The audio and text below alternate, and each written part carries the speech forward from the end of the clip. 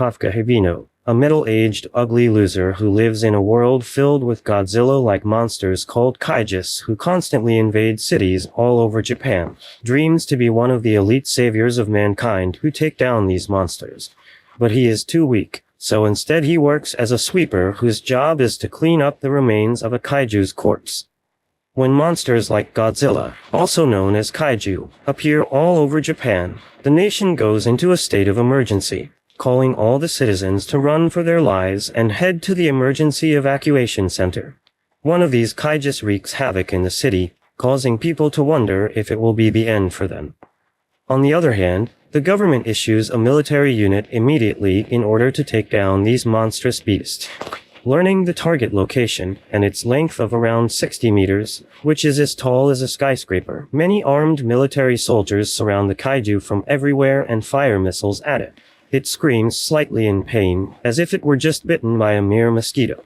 The elite force called the Defense Corps 3rd Division also joins in the party to combat this beast, and one of them, a female masked soldier, makes a flashy entrance, jumping from a helicopter while holding an assault rifle.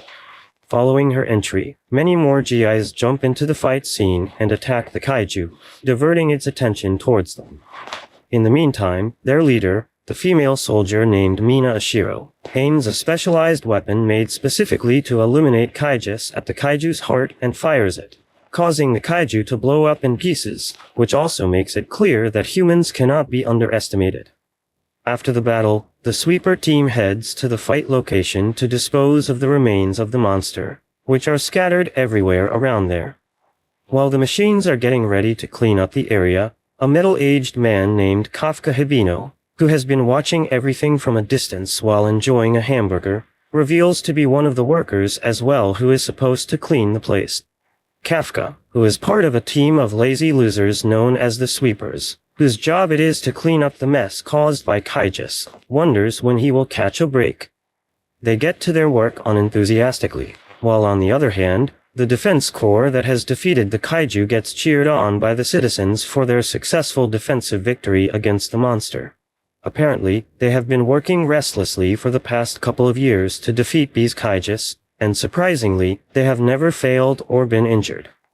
Kafka, who has always wanted to become a member of the 3rd Division of the Defense Corps, passes by them, doing his best to ignore the heroes, and goes back to work. Kafka states that his team's battle begins after the 3rd Division's battle ends, and proudly claims that his team's work is far harder than the work that the 3rd Division does. Still, no one in the city has ever cared about them, and has never shown any appreciation towards them at all. He unwillingly cuts down the skin of the monster's corpse and begins slicing its meat. Suddenly, one of their members accidentally cuts a blood clot from the monster, causing the hot, burning blood to scatter all around him and burn his knees. So, Kafka quickly comes down to treat his colleagues' fresh wounds, having experienced such injuries. He blames the 3rd Division for always leaving a mess when they should focus on trying to find a much cleaner way to deal with the monsters. But since it cannot be helped with, Kafka continues doing his work, revealing that the government has strictly told the sweepers to get done with the cleaning process within a week, making their work a hellish job that will lead them to work all day and night in order to dispose of the monster's remains. One of the supervisors of the sweepers approaches Kafka and assigns him to deal with another area nearby, informing him that the sweepers are short-staffed there. However, that area is covered with kaiju's intestines, making Kafka's friends feel pity for him, as dealing with kaiju's intestines is the worst experience someone can ever have. So, when Kafka reaches the area, his body gives up, smelling the disgusting poop oozing out of the monster's intestines. But Kafka's will to get this job over with remains undeterred, so he quickly cuts everything down and returns home late at night, being done with his hellish job. Laying down in his bed after working so hard, Kafka turns on the TV to watch something wholesome, but fails to get over the disgusting smell that is still attached to his skin. He redirects his focus on the news about the 3rd Division and watches as the media glorifies the leader of that team, Captain Mina, who became in charge of that division at the young age of 27. Not only that, but she apparently has also slayed over 100 kaiju monsters already, making her one of the best elite fighters in their country. Kafka, who is overwhelmed by Mina's success, reveals that they were once very good friends when they were still kids. Back then, Kafka always wanted to be the one to eliminate Kaiju and encouraged Mina to join him on his mission. Mina, who was a literal crybaby back then, also became determined thanks to her friend's motivational words and achieved her goal of taking down those monsters who caused terror in her town. But unlike her, Kafka's dream failed, and now he has to work as a mere sweeper, whose job it is to clean up dead monsters' fresh poop. He wonders how things turned out to be this way and how he became such a loser. As midlife crisis begins to hit him hard, he calms himself down using the special coping mechanism, telling himself repeatedly that cleaning up the mess caused by Kaiju is also an important job in helping the people in his city. He consoles himself, stating that he has a nice room and can eat the foods that he likes. But he himself knows that isn't nearly enough to satisfy his hunger to do something good. In any case, he heads out to his workplace office of the sweepers the next day and meets with Ikikawa there, a part-time student who also wishes to work with them as a cleaner. Ikikawa apparently is only here for the experience of being around a kaiju, because he wishes to join the defense corps one day. Hearing this, the higher-up of the sweepers named Tokuda laughs and tells Ikikawa that Kafka was also a daydreamer like him who wanted to join the defense corps. But that dream is now buried 12 feet under the ground. Ikikawa wishes to know why Kafka gave up on his dreams, and in response, Kafka tells him simply that his hard work and abilities weren't enough to become a member of the defense corps. So, he suggests that Ikikawa too stop wasting his time trying. However, Ikikawa gets offended by his advice and makes it clear that, unlike Kafka, he will never give up on his dream. Anyway, the cleaning job continues, and once again Kafka gets assigned to deal with the intestines, this time along with the new boy Ikikawa. Later, during lunch, Ikikawa loses his appetite completely, so Kafka gives him a vitamin drink and a pair of nose buds to feel better. This interaction leads them to bond with each other and enjoy working together more than before. After being done with the day's work, Ikikawa again approaches Kafka and thanks him for guiding him on his first day, admitting that if he weren't there to help, he wouldn't have been able to make it through the first day. He also lets Kafka know that Kafka's age limit to join the defense corps hasn't crossed yet, which means that Kafka can try to join the defense corps once again. Out of nowhere, a kaiju appears behind Ikikawa, opening its mouth to devour him. But thankfully, Kafka uses his quick reflexes to save the boy and drags him away from the monster, giving him a chance to escape. In the meantime, Kafka distracts the monster and runs away in the opposite direction from where Ikikawa ran off. He luckily finds a narrow entrance leading to a construction building, so he enters there and jumps off from the edge, knowing that the fall itself might end his life as well. At that moment, he remembers his time with Mina when she was crying over the fact that all of their friends' families, schools, and houses were destroyed by the Kaiju. He cheered up Mina, promising her that they would together take revenge on the Kaiju for what they did, and decided to join the defense corps to slay the Kaiju together. Back to the present, Kafka lands safe on the ground and still expresses his regrets over not being able to join the defense corps. He picks up a steel pipe to use as a weapon against the kaiju. However, he is nowhere strong enough to land a hit on the monster and gets himself badly injured with his right leg broken. As he gives up on his life, knowing he cannot escape, Ikikawa comes there to rescue him, telling him not to give up on his dreams. To save both the brave sweepers, a mysterious white tiger arrives there and takes care of the kaiju, eliminating it in the blink of an eye, which causes both Ikikawa and Kafka's jaws to drop completely. Mina appears before them, revealing herself to be the owner of the ferocious white tiger, but she doesn't even look at Kafka as if she is embarrassed by his presence and leaves immediately. After the battle, both Kafka and Ikikawa get admitted to a hospital to get their injuries treated. Kafka, who is in disbelief seeing how his childhood friend ignored his existence, doesn't judge her. Instead, he acknowledges her strength being so great that she was able to kill such a gigantic monster in an instant. Ikikawa grabs Kafka's attention and calls him a really amazing person for risking his own life to save others. And that is why he thinks that a person like Kafka should definitely join the defense corps. Kafka also realizes that he cannot just give up on his dreams just because he is slightly worse than the other candidates, and so he decides to give it another go at the entrance test again, thanking Ikikawa for motivating him to do so. At that moment, a small bird-sized kaiju appears in front of Kafka, and before he knows it, it reaches inside his body, turning him into a demonic Godzilla-shaped creature, or, as some would call it, a cheap rip-off of Overlord. Ikikawa, who watches the entire scene take place, becomes totally baffled by his senior's terrifying transformation, but he quickly realizes that, on the inside, he is the same guy as before. This sudden turn of events makes Kafka realize that if he doesn't run away for his life, the Defense Corps will soon find him and slay him. Kafka once again gets hit with a flashback involving Mina from their childhood days. Kafka was a big fan of anime and reading manga comics since the very beginning, which Mina thought was a complete waste of time. So, she made fun of him for his obsession with fictional stories and for thinking that he could be like one of the main characters of those mangas. But at the same time, she liked his silly behavior and his overprotectiveness and thanked him for always being beside her.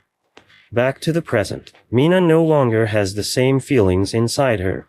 She and her defense squad get informed about the sighting of a kaiju where the two sweepers, Kafka and Ikikawa, were hospitalized. So, she gets ready with her team to exterminate kaiju, knowing that if they don't act quickly, it will lead to unwanted casualties.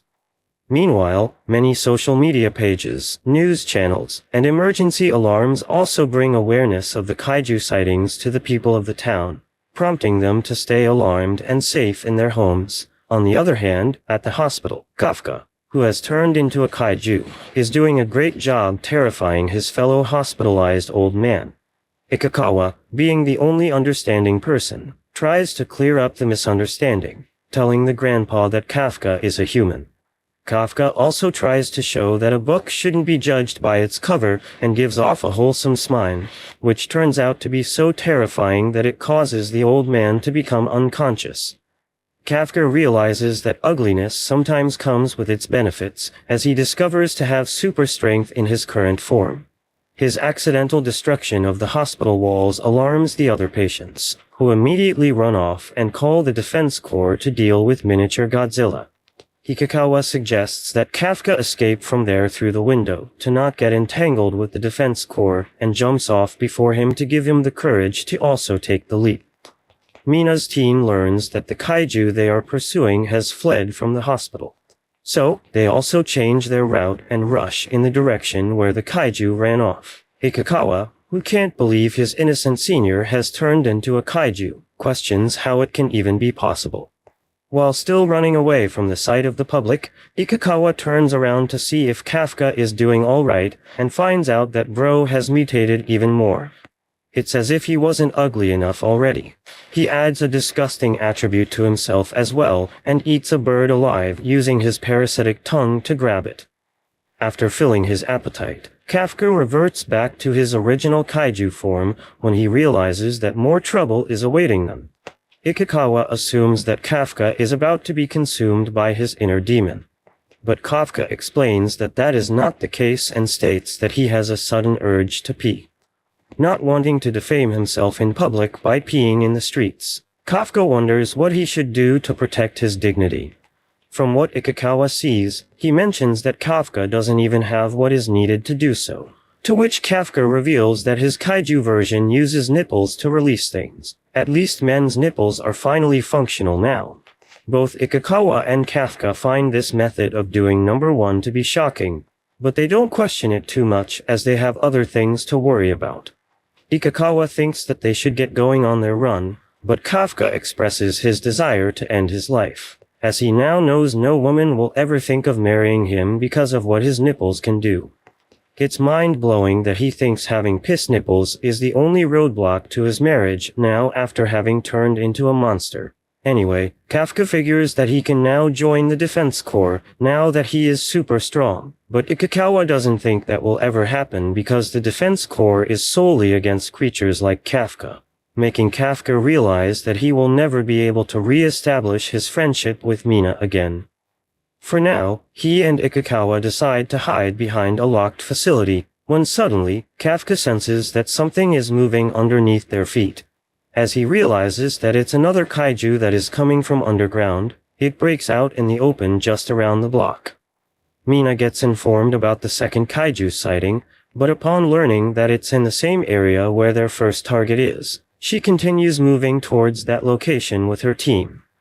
Although Kafka wishes to fight this new kaiju using his newfound power, Ikikawa stops him as he thinks it's the perfect chance for them to hide since the defense corps will be busy dealing with the kaiju. So, they go into hiding, which allows the monster to cause mass destruction in the area, leading to a little girl's entire family suffering an untimely death. The little girl desperately tries to free her mother from the rumble she is stuck in.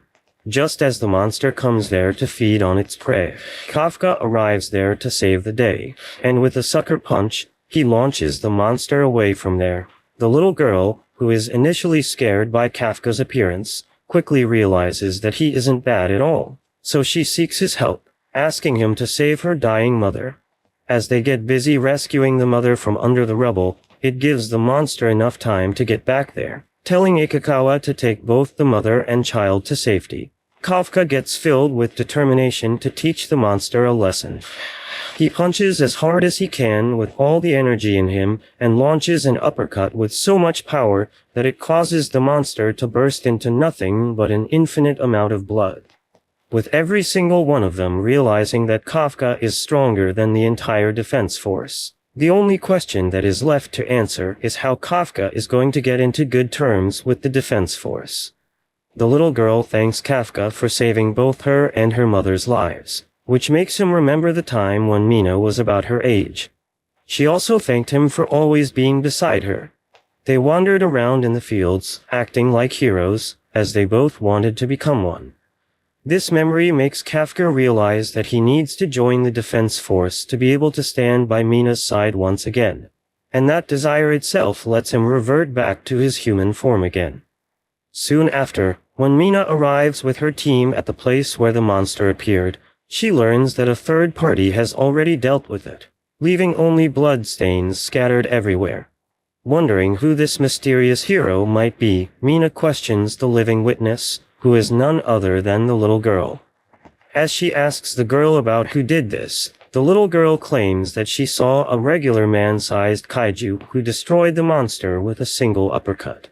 The little girl begs Mina not to hurt the kaiju who fought for mankind, calling him a good kaiju, which makes Mina wonder how in the world a monster is supposed to be considered good by any sane person. In any case, her team makes a drawing of Kafka's kaiju based on the little girl's testimony and names it Kaiju number 8, which explains why the anime goes by that name. Apparently, the defense force only gives code names to kaijus who they deem to be the most dangerous, and including Kafka, only 8 kaijus have been named up until now. 3 months have passed since the first sighting of Kaiju number 8. Both Ikikawa and Kafka have started working as sweepers again, acting like nothing has happened at all. The sweepers there who have learned from the news that the defense corps has failed to locate Kaiju number 8 for these past few months are baffled, because the defense corps has never failed this badly doing their task before. With every single law enforcement agency out looking for the Kaiju number 8, everything is still going okay because no one knows that Kafka is the Kaiju number 8. Ikikawa reveals that both he and Kafka have taken the entrance exam of the defense corps, and it is the time of their result. As expected, Ikikawa passes the first round of the entrance exams, who excitedly rushes to Kafka's worksite, giving him the news that he too has passed the first round. Kafka, who was working alone in the cleanup site, reveals to be in his kaiju form, just chilling around having his lunch, and gets rightfully kicked in the stomach by Ikikawa for taking things too lightly, even though he is currently the most wanted man in their country. Realizing that he shouldn't expose his kaiju form recklessly, Kafka apologizes to Ikikawa and wipes up his demonic face. However, the demonic teeth still remain even on his human face, which gets him scolded even more, as he should have mastered his transformation in these 3 months. While screaming and shouting at Kafka, Ikikawa informs him that his kaiju form is on the news, which means that everything is now public information, and if only one person sees Kafka in his kaiju form, he will be in grave trouble. Now that he understands everything, Ikikawa explains how they didn't get suspected of being at the hospital. He reveals that after defeating the monster back then, both of them went straight back to the hospital, claiming to have run away just around the corner to be safe from Kaiju's attacks, which fortunately fooled everyone. And yes, the old man saw both of them back then, but his statements won't have any credibility because of his old age. So, moving on, Kafka gets his results, but he doesn't become too happy about them, even though it was his dream to pass these exams once, which surprises Ikikawa. Kafka explains that he has always passed in the first rounds, so he isn't excited by it at all, and proudly reveals that he only fails every time in the second round of the selection. But now that he is overpowered, he is confident that he will win the second round smoothly as well. However, Ikikawa doesn't think Kafka will be able to use his superpowers in the second round because many experienced Defense Corps officers will be monitoring all of the examinees strictly.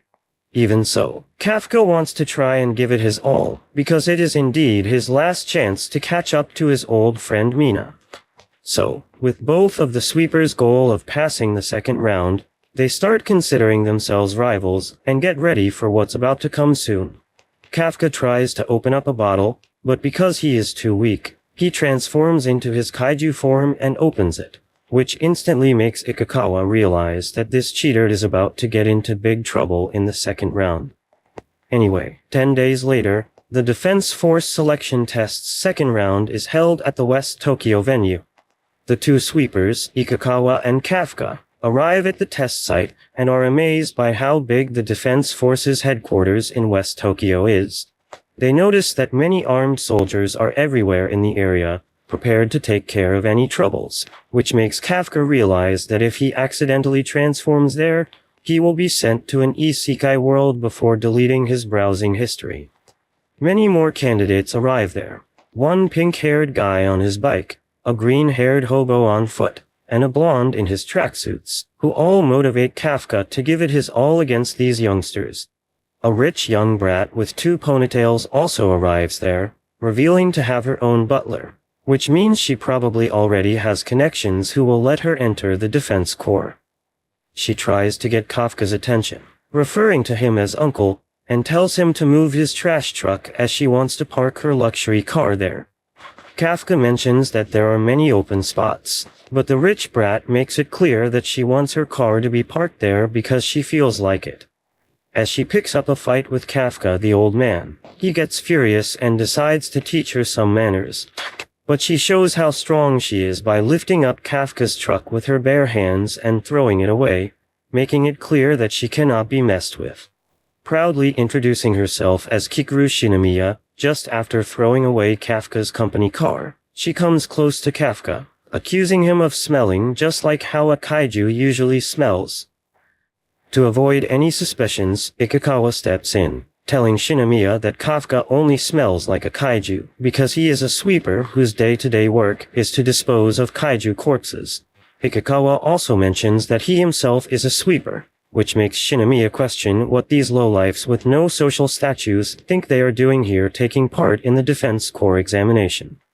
Rather than giving her answer, Kafka goes back to his company truck, lifts it up using his bare hands, and parks it in an open spot, making it clear that he cannot be picked up on just because he is an old man who has no social status. Shinomiya, on the other hand, doesn't understand how a human has this much strength when he doesn't even own a private suit like her, which is why her strength was enhanced and increased 100 times more than usual. She realizes that she shouldn't mess with Kafka, so she instead directs her butler to park their car quickly before he can bring his mini truck back. Shinomiya, who had always thought that these entrance exams were just a formality with no competition whatsoever, finally thinks that things might take a turn to be interesting, telling Kafka that she will soon take her revenge for the humiliation she faced now. She takes her leave and heads to the test hall with her butler and her 2 personal bodyguards. Ikikawa, in the meantime, becomes furious at Kafka because he thinks that there is no need for Kafka to show off his hidden powers to Shinomiya.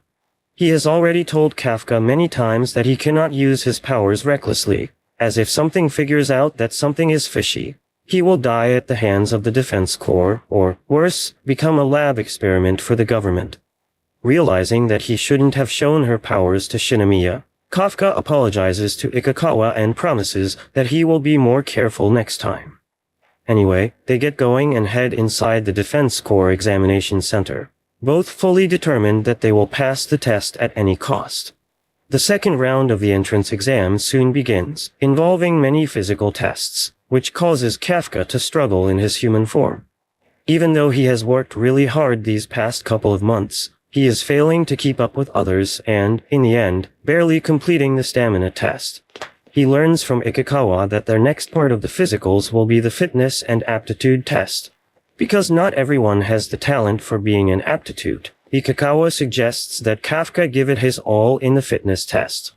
So, accordingly, Kafka gives it his all in the fitness test, using only his human strength, but soon realizes that he has grown too weak because of his age.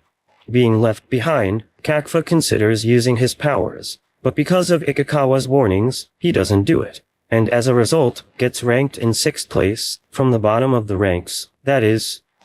On the other hand, Shinomiya, who has made it to the top of the ranks, flexes her result paper by showing it to Kafka, tells him that he should really learn his place, and reminds him of his low social status. Being left with no self-respect or dignity, Kafka wonders what he should do.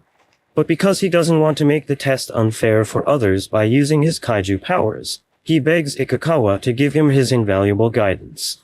On the other hand, Mina gets the list of applicants for this year, and after finding Kafka's application, she stops for a moment, implying that perhaps she still has some feelings for the guy who she has ignored for all these years. She learns more about the candidates from her subordinate, and according to him, the first person this year that strikes the eye is Haruichi Izumo, who has graduated at the top of his class from the most reputed university in Tokyo. Looking to be the most promising candidate of this year, Izumo has been ranked in 2nd place in the fitness exam. Ikikawa, who is also in the middle of telling Kafka about the candidates, tells him about another promising candidate named Iharu Furuhashi, who is ranked 3rd in the fitness exam and is basically gifted with super strength. Next up is the biggest deal of this year, Aoi Kaguragi, who is a newcomer in the self-defense force of Japan and has ranked 1st in the fitness exam. Although he was selected to become an elite in Japan's army force, he chose to come to the Defense Corps instead, as his goal is to defeat Kaijus. Just like these three, there are many more promising applicants who are trying to become elite officers. And that is why it has made things difficult for a weak, nobody like Kafka to be able to attain a good rank in these exams. Ikikawa also mentions the youngest girl to have appeared as a candidate in this exam, the rich brat Shinomiya, who many people think of as the greatest talent ever to have existed, while the other top candidates are excitedly waiting to see how Shinomiya will perform. Kafka, on the other hand, only gets jealous of her. Not only that, he also gets belittled by her and beaten by her bodyguards in front of all the other candidates, who wonder what even is up with this old loser. Although being left humiliated by Shinomiya lowers Kafka's fighting spirit, he keeps his hopes high as the second part of their test is about disposing Kaiju corpse, which is the sweeper's expertise. The 3rd Division of the Defense Corps Vice Captain Hoshina gathers all the candidates and begins the test, telling them to give it their best in the aptitude test. However, he surprisingly reveals that they will not be disposing of the kaiju corpses. Instead, they will be eliminated as living, breathing kaijus. Realizing that this is something not anyone can do, Kafka loses all hope of passing the second test. In any case, he and the other candidates wear their test gear, which is used by the Defense Corps. As everyone equips their combat suit, it not only enhances their strength physically, but also becomes connected with their body, making each and every neuron of their body more responsive than ever. With the best weapons to fight the kaijus at their disposal, the candidates get ready for the battle. The operator takes a moment to tell everyone that their combat gear can unleash a specific amount of power in their body, and reveals that, like Ikikawa, the other top candidates have also become able to release almost 10-15% of their combat power. The operator also claims that the suit has only ever managed to unleash the suit's 20 powers in its first use, But when they learn that Shinomiya can unleash a staggering 46% of the suit's power, it becomes clear why she is known as the talent of the century. On the other hand, the talented middle-aged loser has failed to unleash any combat power, which makes the suit completely useless for combat, and that revelation also makes the test examiner burst out laughing, as he has never seen someone so talentless like him ever.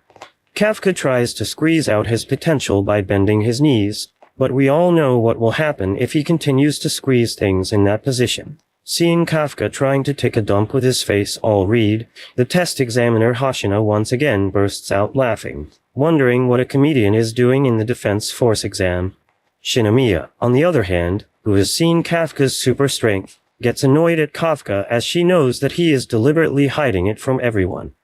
But anyway, with everyone going against Kafka's favor, the examiner Hoshina finally begins the final test.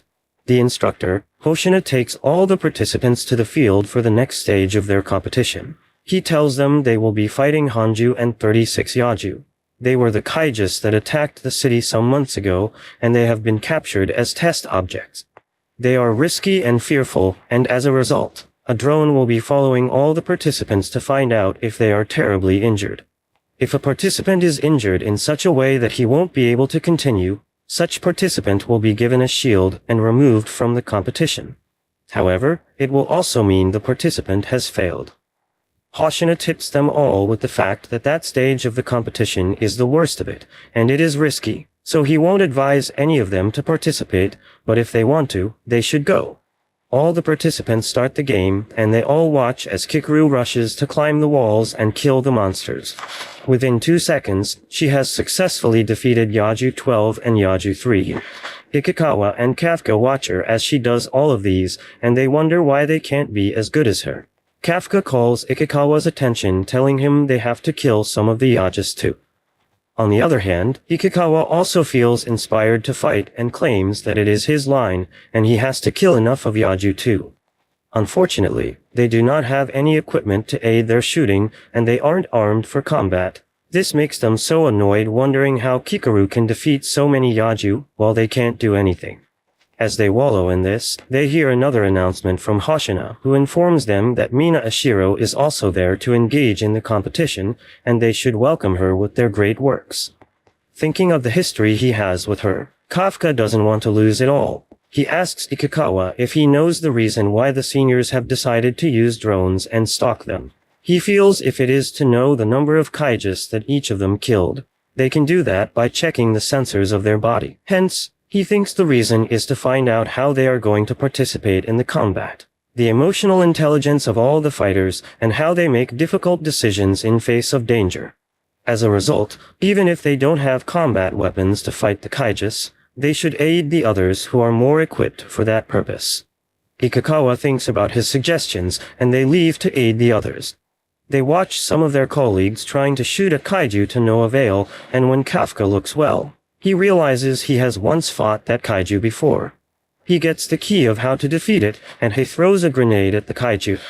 He informs the others that the kaiju has very short sight, but sharp hearing, so now that he has blocked his ears, he won't be able to hear the shots, and they can defeat him. He also advises them that they should shoot the kaiju in the stomach, because the stomach is the most delicate part of a kaiju, and they will defeat it that way. The boys take his advice, and they are shocked to realize he is right. They call him Kikuru's family, and he screams that he has his personality too. He continues with Ikikawa to find his next target. On his way, a Yaju captures him in his hands and throws him at the wall. He loses some ribs and some organs on the body, while Ikikawa calls out for him. Hoshina finds out on his sensors that he is almost dying, and they also see that the Yaju is going closer to him. Kafka recalls that if he gets weak and unable to continue or escape, he will be shielded from the competition, and that will also mean he is failed. He doesn't want to fail that competition, so he tries to struggle. The Shiro communicates to him that his organs are failing, and since they don't want any casualty, they will shield him out. The Shiro comments that he knows Kafka will be one of the first people to lose, and despite having a great personality and being funny, he is nothing but weak. Just as they are about to shield him, a gunshot from behind kills the Yaju. He is glad that someone has saved him from that embarrassing situation, but his helper is no one else but Kikaru. She tells him she has only saved him so he won't disturb her mission, and he should continue lying lifelessly on the floor like a coward that he is while she goes ahead to kill all the kaijus around. She leaves and Hashiro informs Kafka that his spine has broken. His organs are failing and his legs are so weak that he can't walk from that place. He asks him if he wants to give up, but Kafka thinks about all he has lost to get to that place.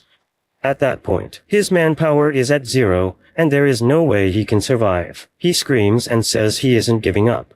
He insists that the only person who can make him give up is himself, and he is tired of embarrassing himself in front of the person he wants to live and support. He admits that the only way he can be beside her is by standing strong and not giving up, and he has gone too far to stop now. Everyone wonders where his newfound strength is emitting from, as he declares that he has laid his life to get to that point, and even if it will take his life, he won't give up. His manpower moves to 0.1% as he struggles with his broken legs to stand up and continue the fight. He rises on his feet and decides he will continue the journey. He screams as they watch him in the situation room, and they are shocked he is standing because his legs are completely broken. Hashiro warns him that he has internal bleeding, and if he insists he wants to continue the competition, he can go on. But if he gets too weak to continue, they will activate his shield, which means he will lose. He insists that he will continue and tells Ikikawa that he should proceed with the competition. To his shock, Ikikawa stretches his hands to him and asks him to come. He recalls a situation where he was also weak, and Ikikawa came through for him. He admits that Ikikawa is a person for all situations and tells Ikikawa that if they survive every other competition together, they can survive that one. He climbs on Ikikawa so that Ikikawa can be his legs, and he can continue the journey. They watch them in the situation room, and they laugh. Hoshiro mocks that even if they aren't accepted into the team for their skills, they should be accepted for their comic relief, because they are both a bit of a mess. They continue their competition, and the other players stare at them because they look like fools. Ikikawa complains that their colleagues are looking at them, but Kafta encourages him that he doesn't have to care, and that as long as they complete the game, they are fine. He asks Ikikawa to find Kikaru so they can support her. On the other hand, the players confront the last kaiju, and it is stronger than they had expected. The others try their best to defeat it, but their efforts aren't productive. As expected, Kikaru jumps into the scene and tells them they can't defeat her. She jumps at the kaiju, and she shoots at it. She tries to finish up the kaiju, but it is a little greater than her. Kafta urges Ikikawa to carry him faster so they can get to Kikaru and ensure they help her defeat the kaiju. Ikikawa is tired because Kafta is heavier than he had expected, but he finds it difficult to say this to Kafta. Kafta encourages him to use their shield power to support himself so they can get to Kikaru. As Ikikawa runs faster, Kafta gets exhausted, too. At the fight, Kikaru finds a loose part of the kaiju, and she raises the last attack. She successfully gives it a last shot and kills the last kaiju. She breathes a sigh of joy as she wins the battle for her team, and they proceed to the next stage of the competition. The situation in the situation room is shocking. Hoshina had expected that most of the contestants would lose at that point. He felt he would be able to send off at least 30 of the competitors, and at that point, none of them had been disqualified, and the worst that had happened to them all was injury. They all admitted that they had gotten the result they didn't expect, and they acknowledged that the only reason the competitors could survive to that extent was because of Kikaru. They all know Kikaru is the daughter of Director Shinomiya, and they exclaim that they couldn't have expected the director's daughter to be mid. She looks like she would be a very great plus to the defense team because she is supportive and ensures her teammates are in good shape. At the field, she is satisfied with what she has done that day, and she looks at the sky, wondering if her father is proud of her, and if he feels she is now doing as great as he thinks she will do. On the other hand, Ikikawa has eventually dripped Kafta from his back. Since the first part of the game has ended, they hope for the best, and they anticipate the result to know if they will qualify for the next stage. Suddenly, Hippo gets shot, It takes her a second to understand what is going on, and she concentrates her energy on that part of her injury so she can survive. Kafka speaks with Ikikawa about Kikaru, being one of the only times that they had encountered her. They admit that she is the beast they think she is. She is the strongest of the team, and she is supportive, a plus to any team they find themselves. If only they know the hero has been shot too. Kikaru concentrates her shield on her chest to survive. She wonders which kind of kaiju had shot her. The directors in the situation room are also too distracted. Kikaru heals her injury, and the kaiju speaks to her, asking her what is happening in her body. She is shocked to see a kaiju speak, and she admits that it is one of higher intelligence. After she heals herself, she tries to fight back. There is an emergency alarm in the situation room, and Hoshiro tries to find out what has happened. They find out there is an anomaly in the kaiju, and the dead ones are reviving with more than 6 points of intelligence. Those are highly intelligent kaiju that only himself and probably Ashiro can defeat. Ashiro commands him to ask all the students to use the nearest shelter and also try to evacuate the students while she goes to fight the kaiju. They announce to the students to leave, and they all start running, but Kikaru refuses. She insists she doesn't want to be a coward and make her father proud. She stands up, but the kaiju shoots her again and throws her to the wall. She remembers her childhood when one of her school results was released, and she was the first in the class. Other students who got lower results than her were encouraged by their parents, but her father wasn't even available to celebrate her. The butler tells her that her father will return that night, and she tells her father about her result. Instead of encouraging her, he asks her what she feels, and if she thinks one success is enough for her. He says if he hypes her for one success, it will breed failure. He reminds her of her duty to the country and how she must make her late mother proud. For the sake of her mother, Shinomiya refuses to lose, and with the determination to win burning inside of her heart, she steps towards the monster with her gun. The monster smashes her away against the wall, but she gets up again, taking an oath to keep moving until she subdues the kaiju. With the wish and her father's command to become the strongest ever to be on a battlefield, Shinomiya continues to fight even though her hand has given up.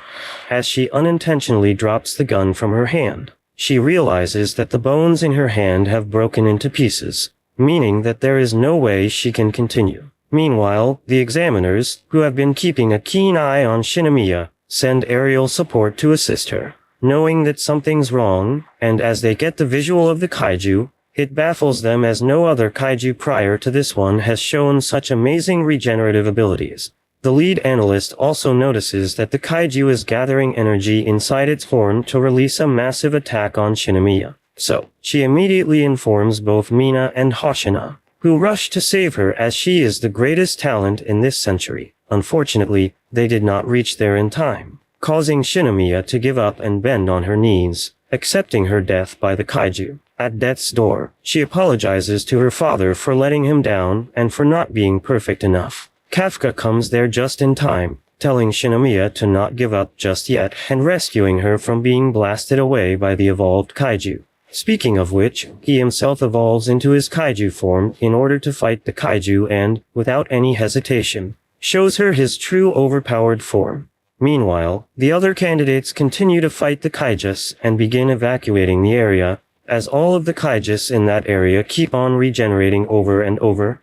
Ikikawa, on the other hand, hopes that Kafka isn't going to end up being taken down by the Defense Corps after they see them in his kaiju form. Ikikawa reveals that when he and Kafka were about to evacuate as well, Kafka heard from a senior that Shinomiya's life was in danger. So, without even discussing it with Ikikawa, Kafka unhesitantly rushed to that area to save her. Speaking of them, Shinomiya becomes speechless after learning that the old man she has been teasing all day is actually a kaiju. Kafka, in his terrifying form, surprisingly gets down on his knees and begs Shinomiya not to tell the Defense Corps that he can turn into a kaiju because they will definitely eliminate him if they learn the truth. The monster tries to interrupt their conversation by launching an energy blast on them, but Kafka simply sends the attack the other way by simply punching it away. Knowing that the monster isn't going to stop, Kafka gets up and tells Shinomiya that he will explain everything to her once he is done dealing with this monster. The lead analyst, who doesn't have visuals of Shinomiya's situation, detects that there is a strong surge of energy that is impossible for even a kaiju to generate, making her suspect that kaiju number 8 has shown up there. She informs Hoshina about the readings, but he calls it a system glitch, as there is no chance that someone can generate so much energy. Kafka, in the meantime, turns on Super Saiyan mode, and with the most powerful packed punch, he reduces the kaiju to nothingness, leaving Shinomiya in awe as she herself did not succeed in even damaging it at all. Anyway, Kafka gets rid of all of the other nearby kaijus as well, and then recontinues his prior conversation with Shinomiya, begging her once again not to report him to the Defense Corps. He returns to his original human form and expresses how glad he is that Shinomiya is safe. Ikikawa comes there, banging his hand on Kafka's face for taking the risk of being exposed like that. While the two argue over nothing, Shinomiya faints because of the excess blood loss. Hoshina and Mina arrive at the location where they find the monsters to be reduced to nothingness, causing them to question who is behind the kaijus execution. But the investigation part is over, and their main priority is the examinee's safety. So, once they learn that Kafka and Ikikawa have brought Shinomiya safely back to the base, they are left relieved. Mina issues the investigation unit to find out who or what did this to the kaiju here, and, in the meantime, heads with Hoshina to the other locations to get rid of the kaijus who are still left alive. With the examination coming to an end, Kafka is sent to the Defense Corps hospital, even though he is not too injured. Ikikawa visits him and lets him know that Shinomiya is doing well as well and only needs to get her right arm fixed because it's completely broken down to the core. Mina, who reveals to have been eavesdropping on their conversation, musters up enough courage to visit Kafka, who is just as surprised as Ikikawa, not because she has ignored him her whole life, but because she is the top dog of the Defense Corps. Mina, who has heard that it was Kafka who had carried Shinomiya back to safety, thanks him for rescuing her, giving him a salute of honor. She says nothing else and takes her leave. But Kafka doesn't stop her, as he has taken the oath that he will only confront her after becoming a Defense Corps officer. On the other hand, Shinomiya, who has been suffering mentally for not being perfect enough, is visited by Hoshina, who comes to interrogate the situation as to who was responsible for subjugating the kaiju. However, she doesn't tell him the truth and claims that it was she who defeated kaiju. Soon after, it becomes public news that kaijus can now come back to life even after being reduced to nothing, which scares the general public. The intelligent kaiju, who perhaps was responsible for letting those kaijus attain such regenerative abilities, also hears the news but gets shocked upon learning that none of those mutated kaijus survived, which makes him wonder if the captains of the Defense Corps are that strong to be able to subdue them. Being left disappointed, the intelligent kaiju transforms his human form to blend in with the humans. But what's more surprising is that he is one of the new sweepers on Kafka's team, indicating that there will soon be a confrontation between the two transformers. How smart would it be if a kaiju joins a kaiju killing team? Well, let's ask Kafka if he's not too busy cutting up kaiju intestines again. The episode starts with Kafka and Ikikawa back at the kaiju cleaner's office. Kafka is panicking and going crazy with stress.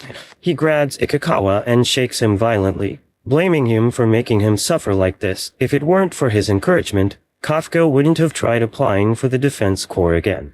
Ikikawa yells back that this wasn't what he was saying the other day. In fact, Kafka was even thanking him in the hospital for inspiring him to try and achieve his childhood dreams again. Ikikawa is getting annoyed that Kafka was so cool back then. Thankfully, they were put out of their misery when their boss arrives and informs them that the two of them just received some mail. Their exam results have finally arrived. The two hesitate upon opening and reading their results. For Kafka, this was his last shot. Would he be able to keep his promise with Mina and join her, or would he fail once again? He slowly pulls out his results and his eyes widen upon reading it. A few days later, all the newly passed members of the Defense Corps are gathered in the headquarters for their induction ceremony. Izumo congratulates Aoi for passing the exam, although it wasn't really a surprise that they both got in. Looking around, all the big names and famous people passed. Sadly, Izumo notices that Kafka is missing. Shinomiya arrives and others immediately congratulate her for passing first in their class. Izumo remarks how before the exam, he was expecting to finish top in their group, but upon seeing Shinomiya in action, he accepts defeat. It looks like he and Aoi would have to compete for top 2 instead. Aoi replies that he scored highest on the fitness exam, so he is still not giving up on his dream. He will aim for rank 1. On the other side of the room, Aiharu accidentally bumps into Ikikawa. The two introduce themselves and shake hands. Aiharu recalls Ikikawa being with Kafka during the exam, and he tries asking if he failed. Unfortunately, before Ikikawa can reply, their induction ceremony suddenly starts. Everyone snaps into attention as the captain, Mina Ashiro, enters the room. Everyone looks in awe at her as she heads to the stage. Shinomiya is also called onto the stage to act as the representative of the incoming class. Mina hands over their papers and announces that from this moment forward, the 27 recruits are now officers of the Defense Corps. Shinomiya promises that they will give their life for their mission and salutes Captain Mina. Before dismissing her, Mina addresses Shinomiya and thanks her for her help during the incident in the exam. If not for her, someone could have died. Shinomiya was surprised at this, and she looked extremely guilty. She knows that she was not the one who defeated the Kaiju. In fact, Kafka should be the one who was receiving these words. So where is he? Kafka not only saved her life, but even worried about her like she was a little girl. She was humiliated, and she still wants some answers about Kafka's Kaiju form. She won't let Kafka just disappear back into the population. Thankfully, Shinomiya doesn't have to do anything drastic, because someone just abruptly barged into the room. It was Kafka, looking nervous and apologizing for interrupting the ceremony. Shinomiya, Ikinoya, and others are surprised but glad to see him. In a flashback, it was shown that Kafka actually failed the exam. Not only did he score the lowest on the fitness exam, but he also got a 0 on his aptitude test. All the other captains during the meeting discussing the recruits agreed with these assessments and easily dismissed him. Mina was about to defend him, but Vice Captain Hoshina suddenly raises his hand and volunteers to take him. He acknowledges that Kafka's numbers are below average, and he doesn't have the skills to be an officer. However, he noticed during the actual combat portion of the exam that Kafka not only identified the enemy Kaiju's weak points, but also aided the overall effort in taking them down. He chose to help others instead of prioritizing his own kill count. Of course, Hoshina also liked that Kafka is funny as hell. Kafka is not a full officer, but Hoshina is willing to take him to his platoon as a cadet and give him more training. Back in the present, Mina explains to the others that Kafka is accepted only as a cadet, so he isn't joining them in the induction ceremony. Nevertheless, everyone is glad that Kafka passed because they saw his perseverance. Before the ceremony ends, Mina thanks everyone for deciding to join the defense force. She warns them that the Kaijus are getting stronger, and now more strange events are happening. However, this is also the reason why she wants them on her team. She promises to lead them and act as their shield and spear. Upon hearing her speech, Kafka hardens his resolve and promises that he will stand next to her soon. Unfortunately, he said this part out loud. Everyone was stunned at his sudden proclamation. He even called the captain by her first name. On the stage, Mina scolds him for speaking out of turn and disrespecting a superior officer. As punishment, he is ordered to do 100 push-ups. Vice Captain Hoshina laughs at Kafka's hilarious antics. However, he did notice that his captain seemed to smile a little. Hoshina is glad to have Kafka on their team because they need something to liven up their spirits from time to time. Of course, Hoshina also has another reason for wanting Kafka. During the exam when the Kaijus were coming back from the dead, they saw a 9-8 level Kaiju signal. Everyone thinks that a sensor must have broken, but Hoshina noticed that Kafka's vitals suddenly stopped at that same moment. Thus, he is going to keep Kafka close and find out what strange thing is up with him. Meanwhile, Kafka finally finishes his push-ups amidst the cheers and applause of the other officers. Shinomiya invites him outside for a bit, and the others start teasing and asking if she's going to confess. However, Ikikaya tries to signal to Kafka that Shinomiya might want to talk about their Kaiju secret. A few hours later in a nearby restaurant, Shinomiya is shocked to learn that Kafka became a kaiju after eating one. Kafka wonders if he should just tell the defense corps and hope for a cure, but Shinomiya dashes his hopes away. She warns him that the defense corps would probably just experiment on him. This frightens Kafka, and he begs Shinomiya to keep their secret. Shinomiya finally relents, but she warns Kafka that if she ever sees Kafka become a threat to mankind, she herself will kill him. Kafka smiles and wholeheartedly agrees. The Defense Corps' newest recruits training begins, and during this session, Ikikawa shows how skilled he is already when using guns as he shows his aim and precision by shooting down the target signs in the distance. He gets perfect scores for shooting down all of the target signs in an instant, which brings an end to his fire training exercise. After this test, the examiner gives the report that he has been able to unleash his Defense Corps suit's 18% combat power, which surprises everyone as that is quite a high score. Hoshina, who has been keeping an eye on the training from a distance, becomes impressed by Ikikawa, as he didn't anticipate that this boy would grow so much in such a short amount of time. As Ikikawa sets this highest score amongst all the newbies, Aiharu Furuhashi's turn comes up, who is naturally agitated because he must beat Ikikawa's score to prove that he is the strongest. He shoots down all of the targets with swift speed as well and finishes the test at a faster pace than Ikikawa, attaining the new high score. The report also states that he was able to unleash a total of 20% of the suit's combat power. This news brings Furuhashi's confidence back, so much that he goes on to tease Ikikawa for losing against him. Ikikawa, of course, doesn't satisfy him with a reply, since this is not a competition to begin with.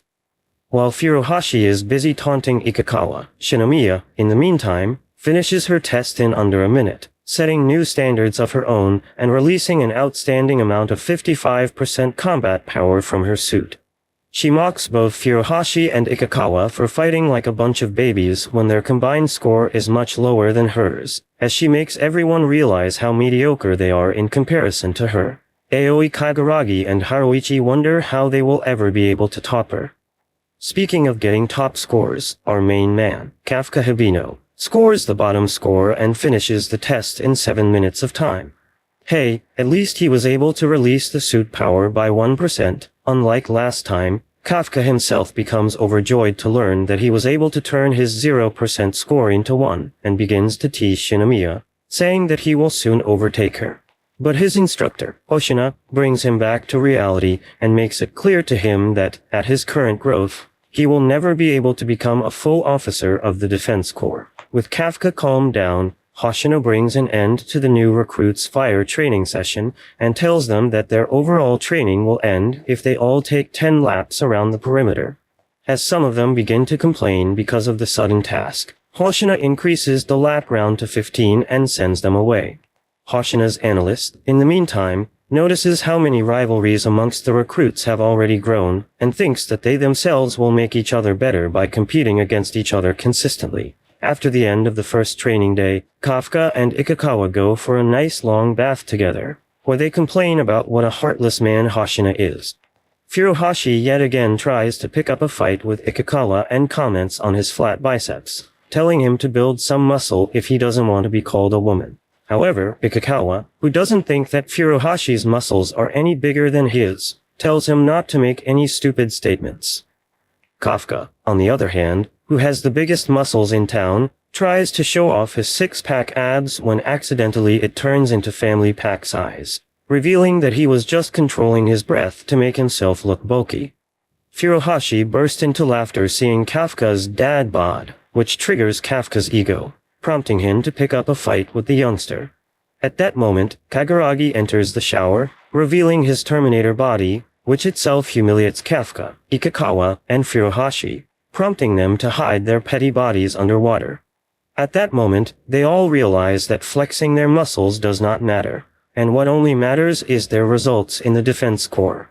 On the other side, Shinomiya enters the girls' restroom along with some other girls, where she comes across Captain Mina, who is casually having a drink. Just by her presence, Shinomiya becomes intimidated and apologizes to Mina for ruining her privacy. But Mina doesn't think much of it and tells the girls to come in, as she is just about to go outside anyway.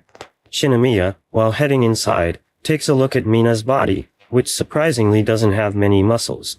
So, it naturally makes her question how and why Mina is the strongest amongst all Defense Corps fighters. She asks Mina how she has so much combat power, and in response, Mina tells her to stand by her side, saying that she wants to demonstrate to her the basics of her training that have made her so strong. Meanwhile, the boys talk about why they joined the Defense Corps, and the first one to answer this question is Furuhashi, who proudly states that he only took this exam because of his crush on Captain Mina Ashiro. Apparently, when he was in middle school, he was attacked by a kaiju when Captain Mina appeared out of nowhere and saved his life. Since that day, he has wanted to be like her, and that is why he has joined the Defense Corps. The others state that they also have a similar story and claim that they too have come here because of Captain Mina. It's natural, though, since she is this generation's biggest superhero. But what's not natural is this loser Kafka claiming in front of everyone else that Mina is his childhood friend when she doesn't seem to give a single F about him in the present. The boys don't believe Kafka a single bit, so they first hear every single part of his childhood story, and find it rather surprising that he was this close to their beloved captain. As a matter of fact, the shock is too grave as they all end up being rendered unconscious, lol. Anyway, from the next day on, the training commences again, and everyone's friendship builds up as well as their strength. Kafka, who is always left behind in the physical part, works twice as hard to catch up with his teammates, and even stays up late at night studying to do well in the future.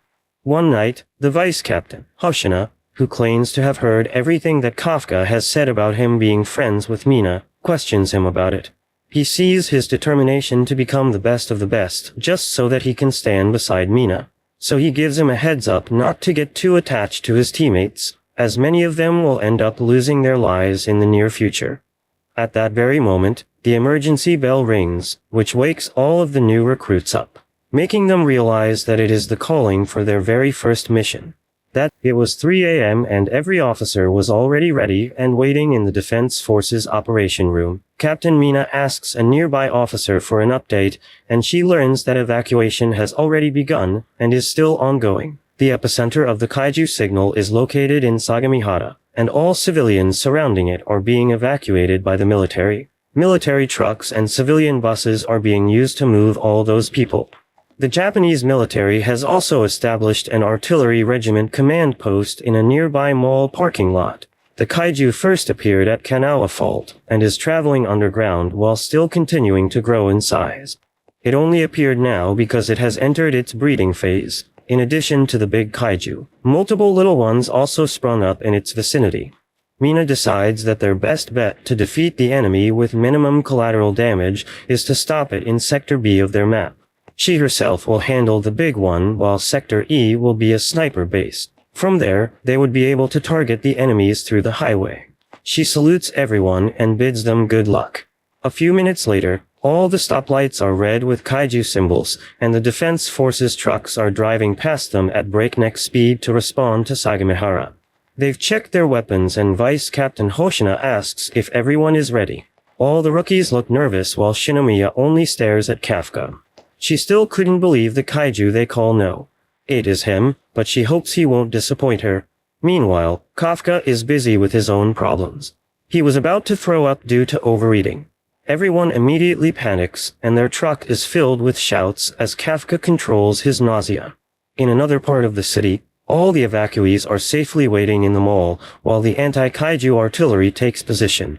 At Sector E, Vice Captain Hoshina's platoon is waiting for the mission to start. His team includes Kafka and Shinomiya. Kafka stares upward at the towering Kaiju they are about to face. It is so big that it's classified as a Hanju.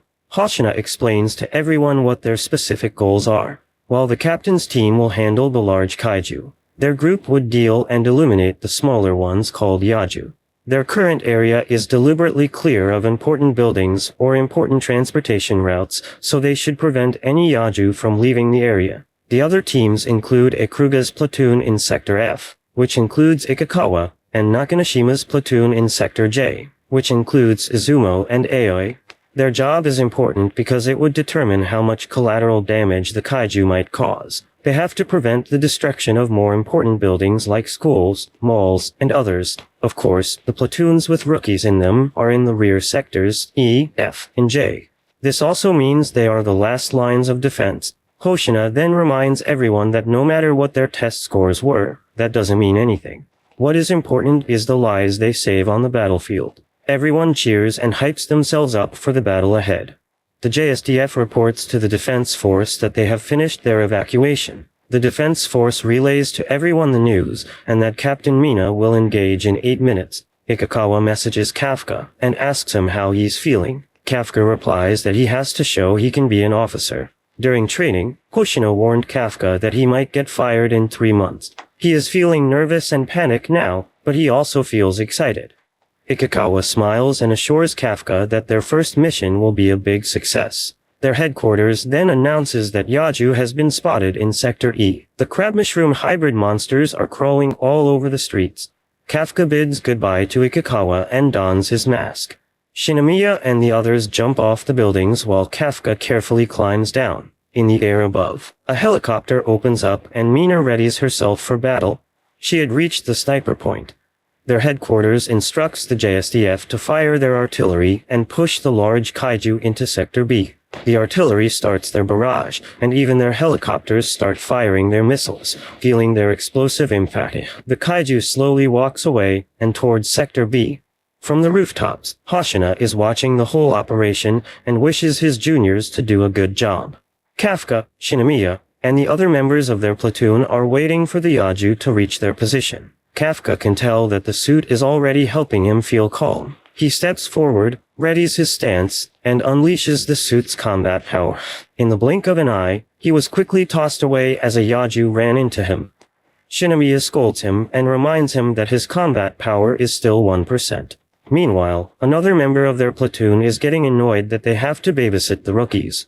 He tells Shinomiya if they can just play it safe and watch. They still don't know the enemy's weak points, so they should let the veterans handle it.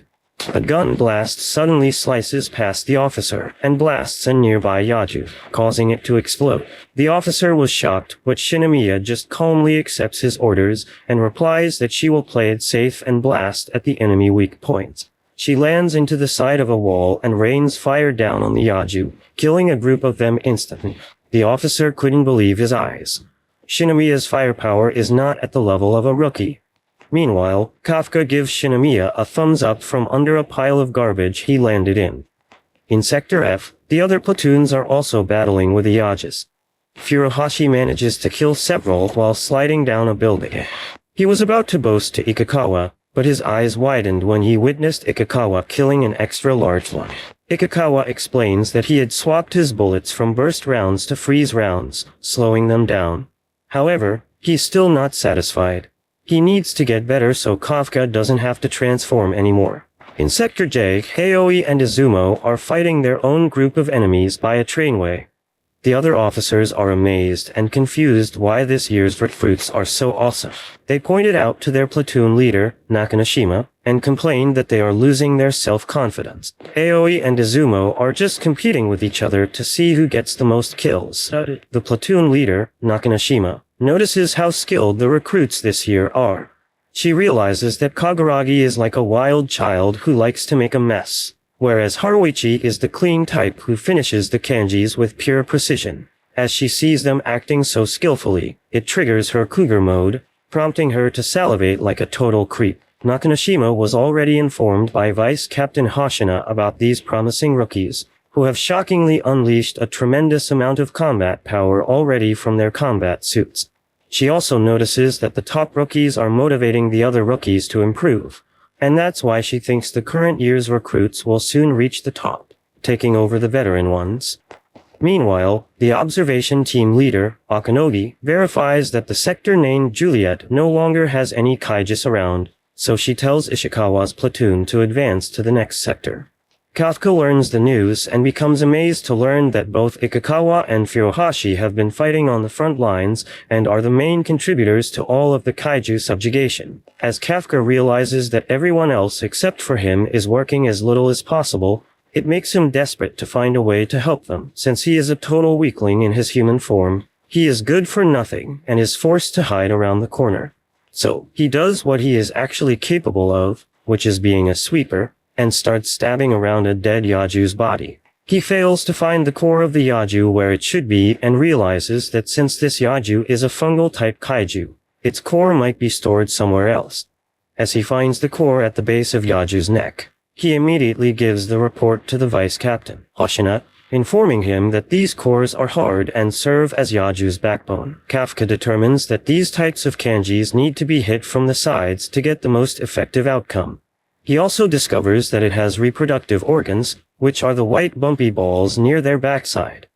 Anyway, because these reproductive organs have more kanji stored inside them, Kafka tells Hoshina that if they don't destroy them, more Yaju might spawn. Hoshina thanks Kafka for his valuable information, and then tells the observation team to share the latest information about this Yaju with all of the Defense Corps fighters.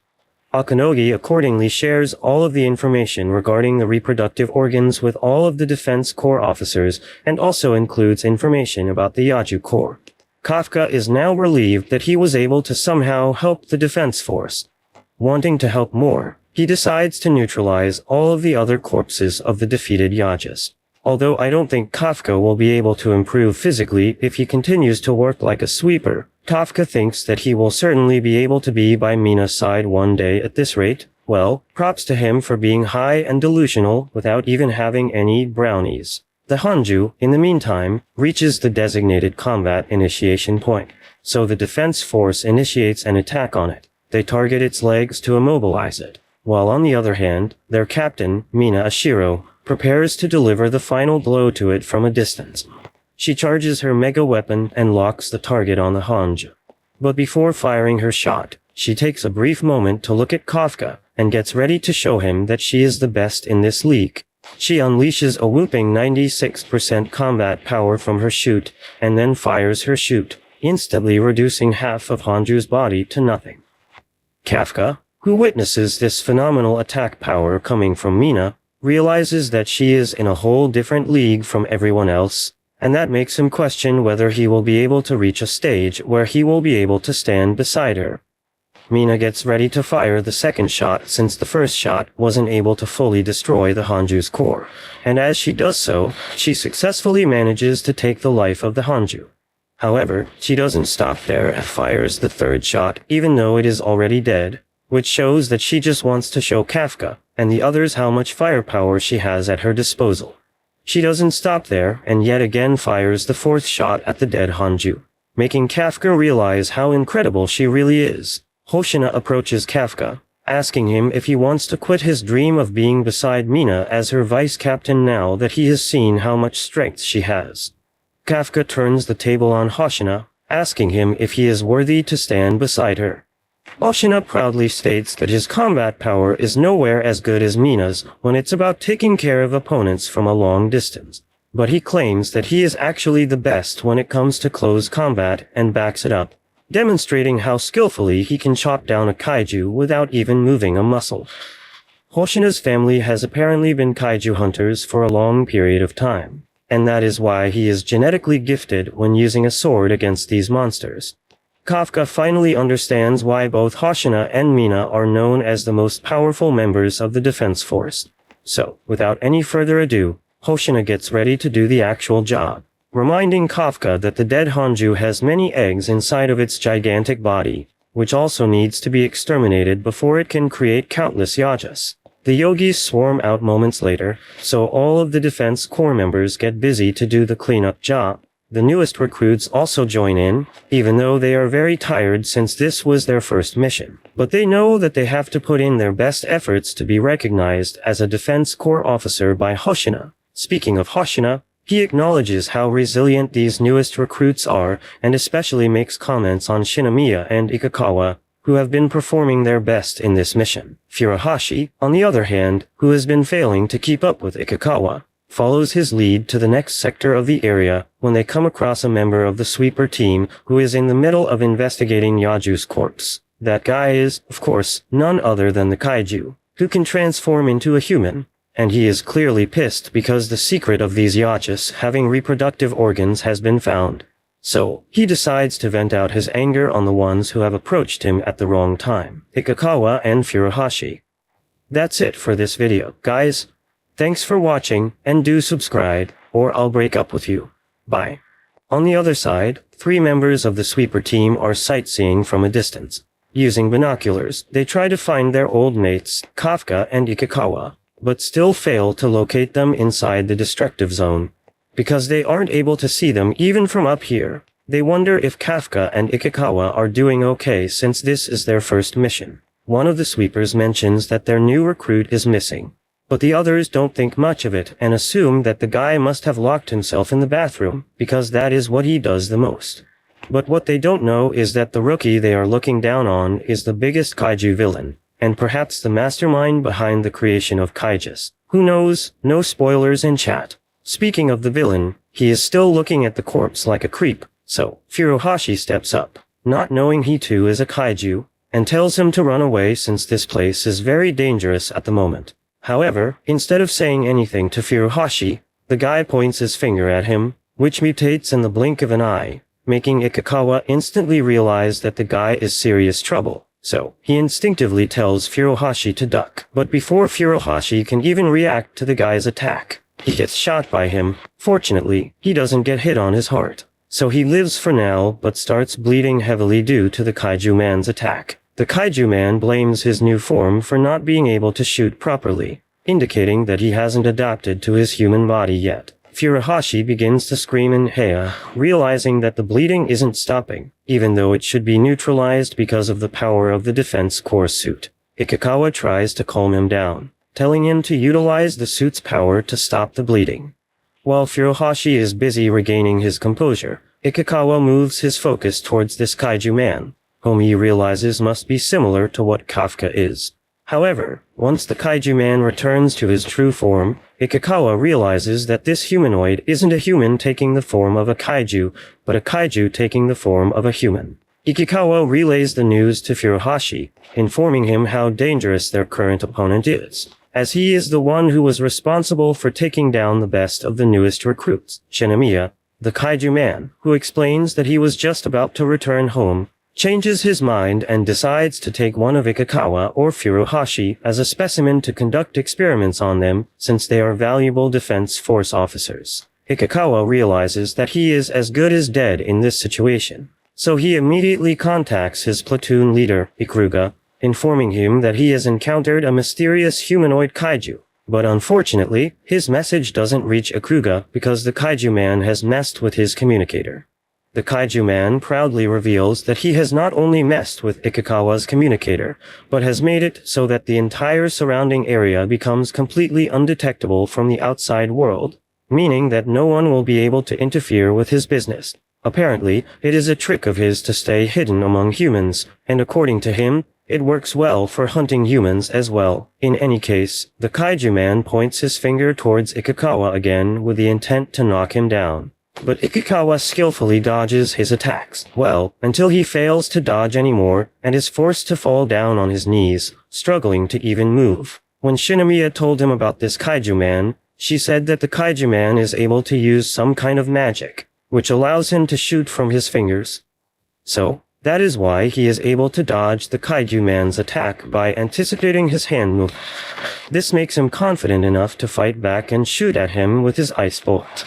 While continuing to shoot at the kaiju man, Ikikawa tells Furuhashi to run away and inform the others about this humanoid. Although Furuhashi doesn't want to be protected by his comrade, when he realizes that he is just being a hindrance to Ikikawa, he runs away, leaving Ikikawa to die alone. Ikikawa knows that he stands no chance against this kaiju since Shinomiya, the best one out of them all, wasn't even able to graze him. Still, as a defense corps fighter, he puts his life on the line and continues to fight just so he can buy Furuhashi enough time to get out of this area. Furuhashi, in the meantime, wonders why Ikikawa would save him, and what even makes him think that he can fight against this unbeatable, overpowered kaiju lord. He starts to hate the fact that he is not able to do anything, even though he was originally supposed to be one of the top dogs of the newest recruits. After joining the defense corps, he has done nothing except train to become stronger in order to be able to be beside Captain Mina Ashiro. But still, He hasn't managed to improve as much as Ikikawa has, the guy who wasn't supposed to surpass him or any of the potential top officers.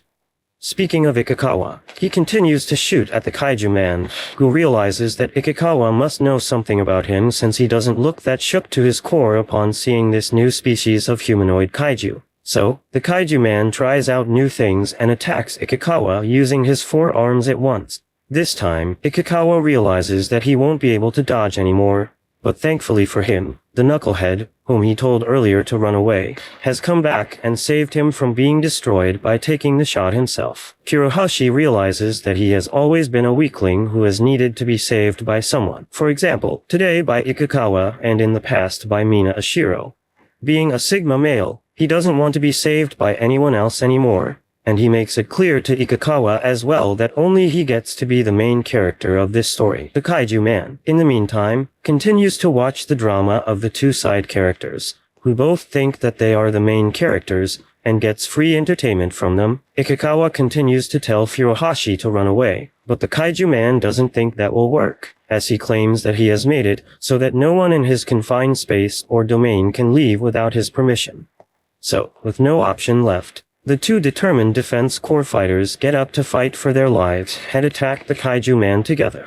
As Furuhashi first lands a shot on him, using his lightning bullets, the kaiju man realizes how bothersome he can be. So he decides to get rid of him first. However, he fails to land a hit, as Furuhashi has also figured out how to dodge his attacks. Ikikawa, in the meantime, manifests the power of anime and friendship inside of him, and with sheer willpower, he releases maximum power from his weapon, utilizing all of the powers from the suit, and attacks the kaiju man. However, the kaiju man summons a wall of corpses in the blink of an eye, and saves himself from being shot at. So, Ikikawa takes the L, and is rendered unconscious by the kaiju man.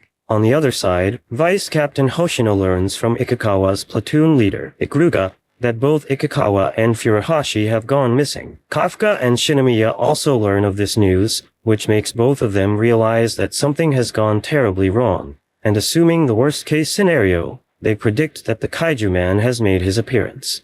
Ikikawa begins to bleed everywhere because of the damage he took, but he doesn't give up on his life and again gets up. So, the kaiju man decides to wrap things up, neutralizes Furuhashi before he can interrupt him again, and starts to shoot Ikikawa from every single angle. After taking down Ikikawa, the kaiju man moves his focus towards Furuhashi, who has already given up. But before he can shoot him, the actual main character makes his grand entry there, and gets ready to teach this ruthless monster a lesson for messing with his friends. As he punches the kaiju man in the face, it gets disconnected from his body. But the kaiju man doesn't die yet, and is only sent flying away in the distance. Kafka, in the meantime, carries Ikikawa on his shoulders to bring him back to safety, that is, right in front of Furuhashi, who cannot believe that there is another humanoid kaiju. The kaiju man makes his return, having recognized Kafka as the kaiju number 8. Kafka, who had thought that he had eliminated kaiju man with that one-punch man shot, puts Ikikawa down to get things over with first. He tells Ikikawa to hang on to his life a little longer, promising him that he will save him. He then comes towards the kaiju man, who doesn't understand why another kaiju humanoid like him is getting in his way when they are both of the same kind. The kaiju man realizes that Kafka is incredibly strong, so he decides to use his corpse for his experiments and lands an attack on him just by staring at him.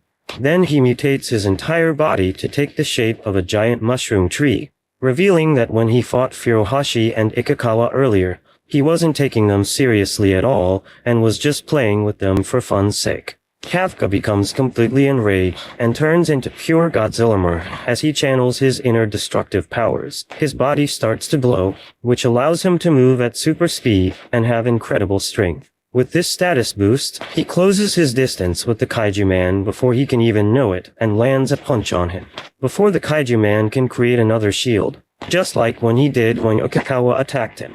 Kafka breaks it and continues to fire rapid punches at him, forcing him to get pushed back. As the kaiju man realizes that he cannot survive against the kaiju number 8, he decides to retreat. However, Kafka doesn't let him go that easily and continues to punch right into his foot. He channels all of his strengths inside of his fists and finally unleashes the finishing blow, sending him miles away into the distance. The Kaiju man notices that his core has been left completely exposed because of Kafka's attack, but he fails to move at all. Kafka gets close to him to finish him, but very conveniently, the Defense Corps officers show up right at that moment and point all their guns at Kafka, not knowing that he is a human. The soldiers report to their superiors about the sighting of the humanoid kaiju, which brings up the question of whether Kafka will be able to escape from this situation. Meanwhile, Shinomiya, who has been dealing with the kaijus, reveals her earlier conversation with Kafka when he told her his intention to go look for Ikikawa and Furuhashi. Kafka was apparently able to sense the kaiju man since he was of the same type as him. And that is why he immediately took off without taking any precautions about the fact that he could be spotted by the Defense Corps officers. Back to the present, Shinomiya learns that a humanoid kaiju has been spotted, which makes her realize that it must be Kafka. So, she rushes to go there before the situation can escalate even more, and the mistaken officers can hurt him. The kaiju man regenerates his body and escapes with Kafka being unable to move because of the Defense Corps officers pointing their guns at him. With the kaiju man gone, Kafka also makes his escape and runs to a narrow alley to safely transform back into his human form. But unbeknownst to him, Hoshina has chased him there, and he informs all of his comrades that he has located Kaiju number 8. Before Kafka can even explain the situation, Hoshina brings out his purple katana, and Swiftly begins to attack him with the pure intent to kill. Thanks for watching. Guys, make sure to give us a like and subscribe to our channel. And as always, stay safe and take care. Bye. Vice Captain Hoshina glows with a violet aura as he stares at Kaiju no. 8. Kafka also has his fists up, ready to fight. However, he knows that he cannot use his fists against the vice captain, because Hoshina would be vaporized if Kafka tries to punch him. All of a sudden, a fountain of blood erupts from his chest. Kafka looks up and sees Hoshina high in the air. Kafka realizes that he won't be able to survive against the captain if he holds back his power. Hoshina lands and pushes himself off a nearby street pole, launching himself into Kafka. Kafka quickly jumps away, dodging the crater Hoshina created upon attacking. Hoshina launches himself again after the fleeing Kafka and starts attacking with his knives. Kafka dodges everywhere, leaning his head back and forth inches away from getting decapitated. Hoshina's attacks are so quick that Kafka doesn't even have enough time to harden his body to protect himself. A few cuts and slashes get past Kafka's guard and wounds start appearing all over his body. Kafka realizes that although Hoshina may not be stronger than other humanoid kaiju, his overwhelming speed more than makes up for it. He was already amazed the first time he saw Shinomiya move during their training, but Hoshina is on a whole other level compared to them. Kafka jumps into a narrow alley in the hopes of shaking Hoshina off, but Hoshina just starts leaping between the walls after him. A few seconds later, Hoshina attacks again and Kafka's hand gets cut off. Not only that, his chest was sliced and his core is now exposed. Kafka lands on the wall and quickly regenerates, growing back his hand and his chest. It was the first time Kafka used his regeneration, and he noticed it uses a lot of stamina. He continues his escape while making sure he doesn't take any more dangerous hits. When Hoshina closes the gap between them again, Kafka meets Hoshina's blades with his own fists, deflecting their strikes. Hoshina's appraisal of the kaiju increases, and he guesses that his opponent must at least have a level 8 fortitude. That would classify it as a Daikeiju, one of the highest classification possible. However, Hoshina also discerns that something feels weird about their fight. But Hoshina's not one to get distracted. He jumps away again and prepares his blades. Kafka tries to catch his breath while Hoshina's blade reddens with power. He then slashes at Kafka despite the distance between them. But this time, Hoshina's knives emit 2 powerful slashes and slices through the air. Kafka could feel the barely visible slashes charging straight towards him, and he quickly jumps over to the side. The slashes cleave through his knee, removing his leg. But it's not over yet. Hoshina is already right in front of Kafka. Kafka realizes that the double slash earlier was just a decoy, and this is the real attack. Hoshina slices once more, this time directly at Kafka's chest where his core is. Kafka blocks, but the knife bites deep into his body. Hoshina is confident of his success, but his eyes widen. His blade was stopped by a toothy mouth which suddenly formed in Kafka's chest. Hoshina tries to pull the knife back, but the teeth don't budge. Blood dribbled down Kafka's mouth, but his plan worked. He knew that Hoshina would target his core when he saw it earlier, so he developed a countermeasure. Electricity then courses through his body as he readies a powerful punch. Hoshina realizes that he might be in danger, but Kafka targeted his punch at Hoshina's knife, forcing Hoshina to let go and breaking it off of him. Hoshina was blasted back by the shockwave of the attack, and he landed a few meters away. When he looked in front of him, Kafka was already gone. Hoshina slaps his head in regret that his prey got away. He calls Captain Mina, who just finished eliminating all the other small kaiju, and reports that Kaiju No. 8 got away. In one of the battlefields, Shinomiya is sitting on a kaiju corpse wondering if it's truly fine to put her trust in Kafka. Thankfully, her trust wasn't wasted when Kafka returned alive in his human form. She smiles widely as she starts to scold him, but she immediately catches Kafka when he stumbles in her arms. Kafka apologizes to her for failing to kill the humanoid kaiju, but Shinomiya just blushes and points out she'll kill it herself. Kafka tries to leave to go find the injured Ikikawa, but Shinomiya stops him. She points out that they should be fine since the Corps are using kaiju technology to heal them. She instead starts scolding Kafka for getting into a battle with the vice captain. Meanwhile, Mina sees Hoshina looking deep in thought. When she questions him about Kaiju No. 8, Hoshina tells her that he is probably a Daikeiju. He would be the first one since the last Daikeiju was Fukuoka 5 years ago. Thankfully, Kaiju No. 8 still has no casualties despite his high threat level. In fact, Hoshina keeps thinking about why the kaiju attacked his weapon earlier instead of him. During their whole fight, Hoshina felt like he was fighting a human and not a monster. Mina advises him not to think too much about it since their mission is still to eliminate all the kaiju. A message from Ikuruga then arrives telling the two leaders that they were able to identify the kaiju that attacked Ikikawa and Furuhashi. It was the same one that appeared at their exam site. He also relayed how they found the kaiju looking like a human. In another part of the city, the humanoid kaiju is back in his human form and walking away from the battlefield. A car stops behind him, and the driver tells him to get out of the way. The human kaiju then eats him and assumes his identity, driving his car away from the scene. From the radio, the Defense Corps announces that the latest humanoid kaiju has been designated as Kaiju No. 9. Meanwhile, Kaiju No. 9 wonders how he should kill Kaiju No. 8. A few hours later, Ikikawa wakes up in the hospital. Shinomiya and Kafka were waiting beside him. Ikikawa thanks Kafka for saving them, but Kafka's eyes widen in response. It turns out that Aiharu was in the same room, and he asks Ikikawa why he's thanking Kafka when it was Kaiju No. 8 who saved them. Shinomiya quickly makes something up and tells him that they're thanking Kafka for finding out about the kaiju reproductive organs. Aiharu starts wondering aloud why Kaiju No. 8 saved them. He starts praising Kaiju No. 8's strength, which makes Kafka blush. Aiharu asks him why he's blushing, forcing Shinomiya to hit Kafka from behind to make him stop. After getting discharged from the hospital, a party is held to celebrate both Furuhashi and Ikikawa's recovery.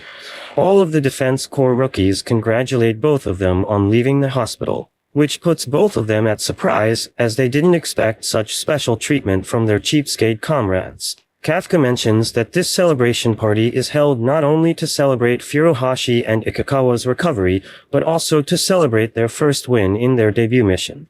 These guys were apparently waiting patiently all this time for Furuhashi and Ikikawa to return so that they could celebrate together on this joyous occasion. Now that everyone is gathered, Kafka calls for their meal when a team of 9 members come out of the curtains, revealing that they have been waiting patiently to surprise the group. The cooking team serves Kafka, and the group has Japanese of 6 Wagyu beef, which I didn't even know existed. Kafka and the others are also terrified to learn that there exists such expensive meat. But according to my quick research on Wagyu meat, it unfortunately does not exist. Anyway, the party was apparently organized by Haruichi Izumo, one of the top rookies, and that is why this cooking team is giving it their all to impress and satisfy their master. Haruichi comes up front with a slight concern on his face, recalling that he ordered the cheapest course, and explaining that his entire family tree doesn't have that much money to pay for a 6 Wagyu beef. but the chef tells him not to worry, as he promises to only charge the standard price for the meal. Jokes aside, according to Shinomiya, Haruichi is apparently the only heir to Azumo Technologies, a big tech company in Japan, and that is why he can afford to buy such luxurious delicacies. Kafka asks Shinomiya what this dude's company even does, and Shinomiya explains that Azumo Technologies are the largest anti-Kaiju arms manufacturers in the country, meaning that they are the guys who make the Defense Force suits. Shinomiya also tells Kafka that Haruichi has way more cash than her family. Because she was aware of his wealth, she conspired to waste some of his money for their celebration and basically manipulated him into treating them here, which means that technically it was Shinomiya who had arranged this party. Anyway, Hoshina joins them and calls for a toast to appreciate all of their hard work on their debut mission, telling them to get wasted and have fun together this joyous night. Accordingly, Kafka immediately chugs down an entire glass of beer. The girls, on the other hand, begin their own mukbang session. While every subgroup is having their own conversation, Ikikawa, who has been seated beside Hoshina, comments that he has never seen everyone so happy, so he thanks Hoshina for allowing the recruits to have this party and enjoy it. However, Hoshina, for some reason, gives off an evil smirk and warns Ikikawa beforehand, telling him that the real show is soon about to start. Ikikawa asks Hoshina what he is trying to say all of a sudden. But before he can get a reply, Shinomiya interrupts them, getting into a fight with Furuhashi.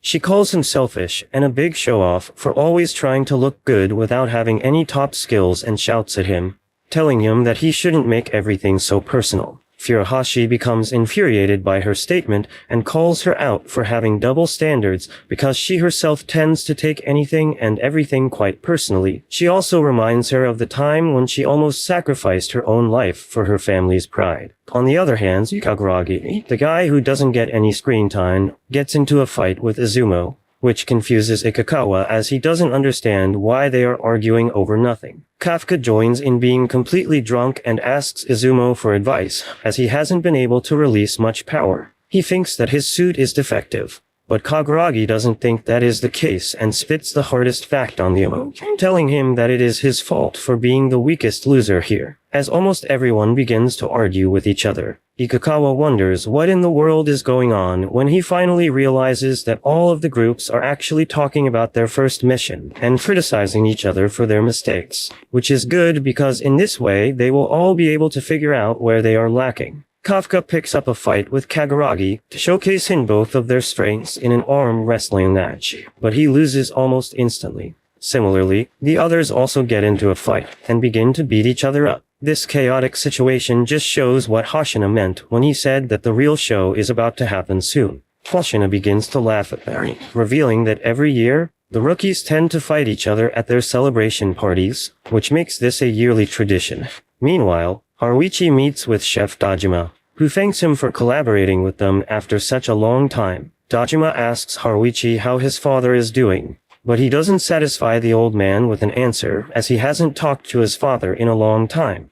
There is a reason behind it, but Haruichi hasn't disclosed it yet. Kaguragi overhears their conversation, but doesn't put his nose in and quietly walks off to the restroom. Back at the party, Hoshina calms down everyone and announces that Kafka will be promoted to officer despite his weaknesses because he was able to save many lives with his insight about Kaijus eggs during their mission.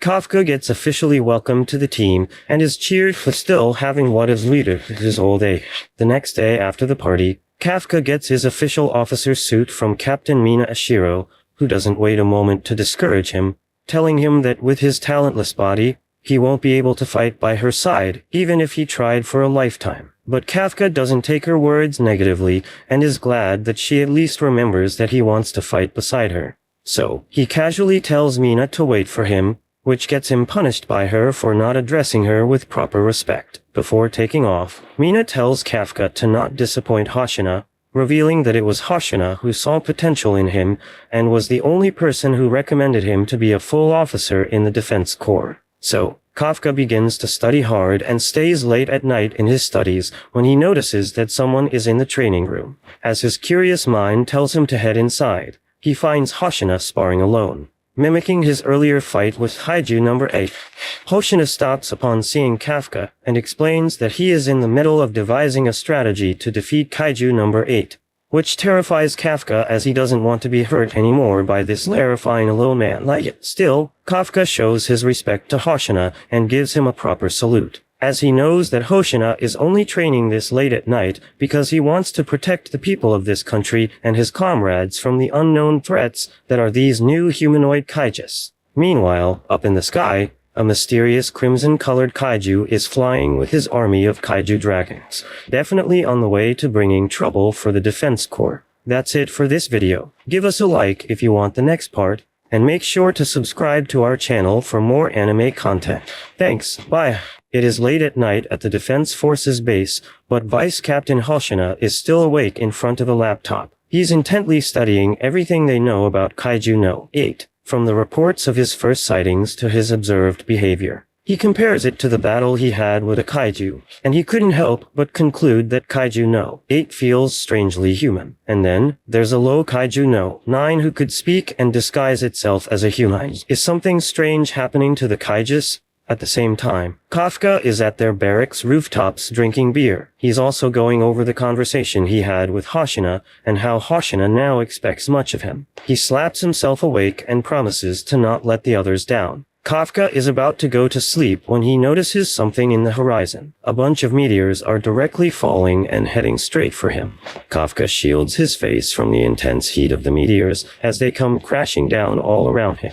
The meteors hit the buildings and the streets in huge explosions. It was so intense that the other Defense Force members quickly got awakened from the fiery blasts. The whole base also shakes and Hoshina immediately acts when he feels the building shaking. He calls their headquarters, who quickly reports to him that dozens of kaiju had entered the base. It looks like they're being invaded from the air. In addition, most of the attacking kaiju have a fortitude higher than 6. Meaning they are all huge and powerful Hanju class. One Hanju that fell on a building releases a powerful breath blast that carves a path through the base, and afterward, the Hanju flies again into the sky.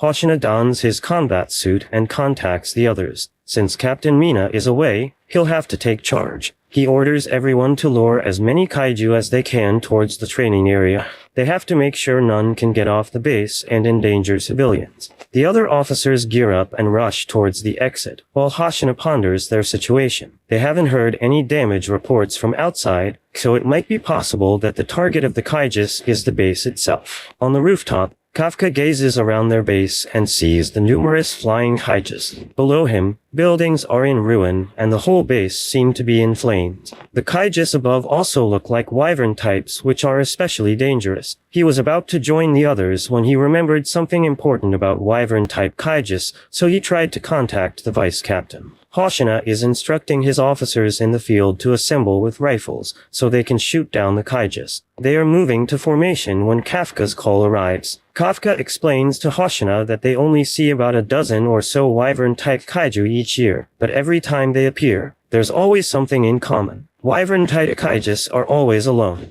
However, the ones attacking them now are clearly in a group. Hoshina immediately understood what Kafka was hinting at. There must be something out there that's so powerful it made the other wyverns swallow their pride and follow it. Not only that, this leader is intelligent with a goal in mind. Just as Hoshina is speaking, kaijus slowly appear in front of him. It was a humanoid kaiju with 2 wyverns flanking it. This new humanoid kaiju looks like it was covered in blood-red armor from head to toe and has a tail behind him.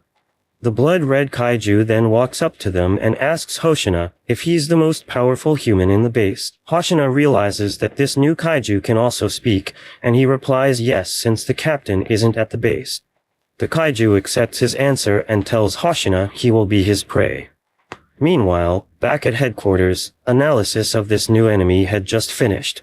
Its fortitude is level 8-3, placing it in the Daikeiju class like Kaiju no 8 and 9. Hoshina contacts platoon leader Ikuga and puts him in command of fighting the other kaijus. They have to keep them in the base while keeping them away from civilians and their headquarters. He was about to continue giving orders when the blood-red kaiju slowly raised his arms. Hoshina's eyes widen, and he quickly dodges moments before the kaiju's attack hits the building behind them and destroys it. The kaiju praises Hoshina for dodging, and it suddenly appears behind Hoshina ready to strike. The kaiju punches at Hoshina, sending a huge shockwave that throws debris all over and explodes all nearby windows. However, Hoshina managed to dodge the attack and even save his nearby officers. The kaiju smiles and opens his head, revealing a single eye.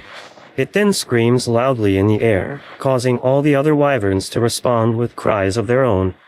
This makes Hoshina conclude that the base truly is the target. His eyes widen once more, and he dodges the kaiju's sudden punch inches away from his face. The punch was so powerful that the ground exploded. Hoshina knows that if he gets hit once, he's over. He pulls out his blades and prepares for combat. The blood-red kaiju charges again, and the two duke it out, dodging and striking. Hoshina quickly realizes that the kaiju's skin is even tougher than No. 8S. Meanwhile, in another part of the base, Ikuruga is leading the officers in exterminating the kaijus. They shoot their rifles at the wyverns, but they don't seem to have any effect. The wyverns just counterattack with their own fire breaths. Ikuruga suddenly receives a call from Kafka, advising him not to attack from the front. Instead, they should target the kaijus from the back. Ikikawa and the other officers are relieved to hear from Kafka, so Kafka explains that he was late because he was talking to the vice captain. Kafka runs toward the fight while trying to give the others info about the kaijus. Wyvern types have thick skin on the front, and their core is near the back. Their backside also has thin armor because they need to be as light as possible to fly. Ikuruga thanks Kafka for the info and runs to the side of the kaiju. He instructs the others to split up, with some running in front as decoy while others hit the back. Haruichi and Kaguragi run toward one, with Kaguragi acting as decoy and Haruichi jumping from a pile of debris to get a clearer shot of its back. Haruichi was about to fire when another kaiju appeared and breathed fire on him. He dodges, but he also reports to the others that the kaijus seem to be working together. Everyone is thinking what they should do next when Shinomiya tells them that there might be another way. Shinomiya is running fast through the battlefield while the kaijus continue wreaking havoc in the area. The kaiju turns toward Shinomiya, but Shinomiya is already leaping into the kaiju. She swings her new weapon and breaks through the kaiju's armor, killing it in one hit. She lifts her new axe and tells the others that she just uses her unstoppable power to smash right through the front armor. A flashback shows how Shinomiya became so overpowered out of nowhere. Earlier at the underground weapons storage room, she was handed a custom-grade weapon made especially on the orders of Captain Mina Ashiro and Vice Captain Hoshina. Although traditionally only a captain of the Defense Corps crew gets to have such privileges, because of how talented Shinomiya is, she is being given this special treatment. But it's not only because of her potential. Mina explains, telling Shinomiya that because the numbers of kaijus appearing this year are at an abnormally large rate than before, this is the way of making sure that the Defense Corps officers are properly armed to deal with any surprise attacks. Since Shinomiya is statistically the third most powerful officer at their base, Captain Mina Ashiro has personally chosen her to be a part of their main offense team. Now that everything has been explained to Shinomiya, Mina opens up the special mechanism that has stored her custom-made weapon and reveals it to her. As she wields the weapon for the very first time, Mina tells her to go and annihilate the kaijus using this destructive battle axe. So, basically, that is how Mina now has such cool-looking custom-made gear that complements her spiky twin ponytails as well. Although the weapon is just a prototype, it still lives up to Shinomiya's expectations, as it is already overpowered as ever thanks to the power boost given by Shinomiya's suit. She mentions one thing that she doesn't like about her new weapon, and that is that it's such a manly and ugly weapon. She thinks that only Vikings are suitable to use such an ugly weapon, not a princess like her. But I don't think this tomboy princess is any less than a reckless Viking. Anyway, Shinomiya focuses again on the Hanjus and leaps towards one to take it down. As she is in midair, she releases all of her suit power inside the battle axe and generates a powerful shock wave that allows her to pierce through Hanju's indestructible front armor. After taking down one of the wyverns with a single blow, she focuses on the next one to her right and slashes right through its thick scales like a piece of cake. Another wyvern targets her from above, but before it can reach her, Ikikawa comes in to her support and uses his signature ice holics to freeze the wyvern mid-air. It doesn't stay down though, so Ikikawa attacks it once again and begins immobilizing it slowly, which impresses Shinomiya as she didn't think loser Kafka's loser buddy would be this strong. With Ikikawa's support, Shinomiya slays the third wyvern by decapitating it, and she thanks Ikikawa for helping her. Kaguragi and Haruichi, on the other side, learn the news that a one-woman army was able to take down 3 wyverns on her own, which makes them instantly realize that the person is none other than Shinomiya. This makes them envious of her, as they are failing to keep up with her strength. So, Haruichi and Kaguragi team up, wanting to get some kills for themselves to raise their reputation,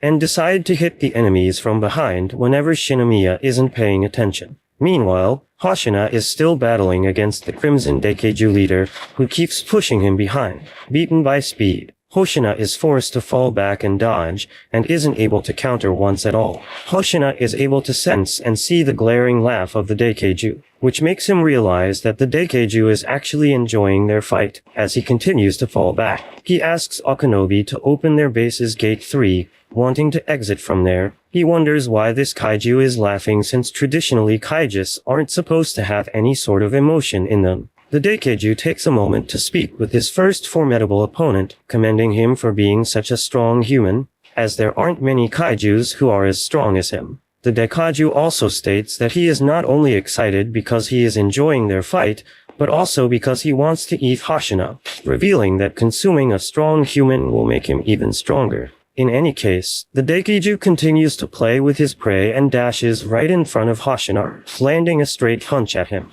Hoshina doesn't dodge the attack like other times and uses this opportunity to cut the right arm of the Daikaiju. Having taken the hit head-on, Hoshina realizes that he cannot allow this fight to continue any longer, so he decides to go all out, emanating a purple aura around his body, and attacks the Daikaiju after releasing 92% of the suit's power. Meanwhile, Kafka transforms a part of his legs to speed up his momentum and saves a fellow officer from being attacked by a wyvern. Seeing him unleash such a tremendous speed, Officer Minace assumes that Kafka has learned to utilize the power of his suit, but that is not the case.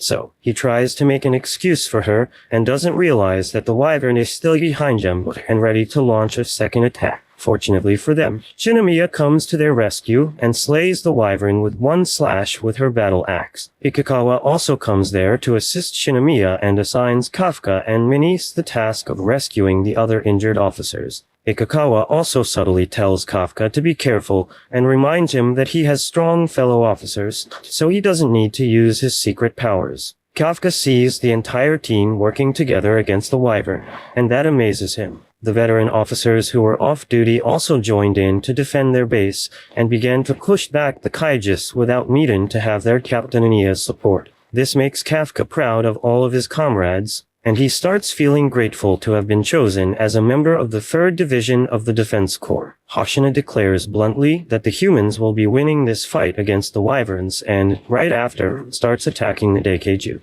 as he begins to slice him through everywhere and basically turns him into a cripple. The Daikeiju is forced to reveal his hidden abilities. He regenerates his entire body in a matter of seconds, which makes Hoshina realize that all of his efforts were in vain. Still, Hoshina doesn't give up and continues to turn the Daikaiju's limbs into sushi until he gets a glimpse of the Daikaiju's core. With the core exposed, Hoshina delivers his final move on the Daikeiju, targeting his core. But the Daikaiju doesn't die. Instead, it mutates into a titan-sized kaiju, revealing its true terrifying monstrous form. That's it for this video, guys. Make sure to give us a like if you want the next part, and smash that subscribe button for more anime content.